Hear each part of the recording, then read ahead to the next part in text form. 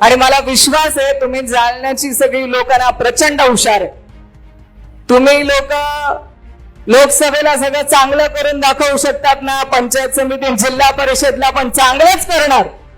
आणि तोच निकाल जो आपल्याला अपेक्षित आहे, आपली सत्ता जिल्हा परिषदला आणि पंचायत समितीला आणायची, एवढं आपल्याला करायचंय. त्यासाठी पक्ष संघटन मजबूत करा.